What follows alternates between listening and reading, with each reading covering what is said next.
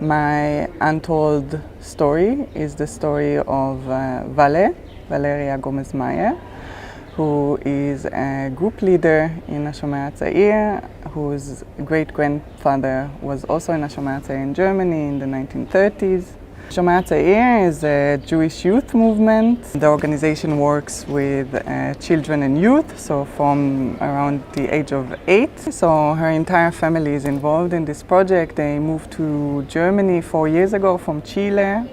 When I got to know them, I was very amazed by this story of coming back to Germany. Vale's story is a classical, a very amazing story of actually the same family coming here and continuing what was abruptly, was really shattered for the great-grandpa, who was in the leadership of the organization, was very, very involved. He even was involved in building Hashomer Hatzair in Chile, but his life here was stopped. He had to flee. But they found us to continue this story, and this was very emotional for me also when I heard about it, because it's not a regular story, I mean, the people who used to live here are not here anymore.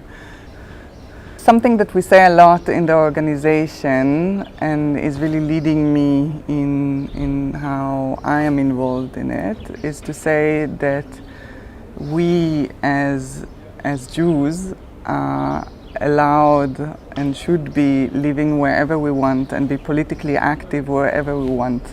And this shouldn't be, it doesn't matter where. And I think with Vale's story, you really feel it. She made a decision, and she's a part of building this generation, so very active in building a new tradition to this organization.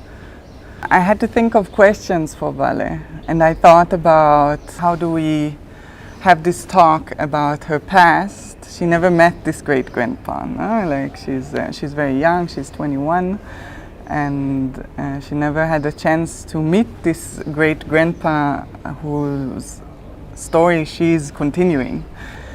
And I think one of the things that I asked her was about her hope for the organization, and this was very meaningful, I think, because we talk about future. So it's not just that we are thinking, okay, history, we had this past generation, we connect to it, we bring the youth now and the children now to this generation so they will get to know it and have this intergenerational exchange. We are also thinking about how future generations will remember this past, but also build itself on it. So to really plan your future, you need to reflect on the past, to think what is important for you, or what would you want to leave for the next generation. And I think this was a very big part of doing it.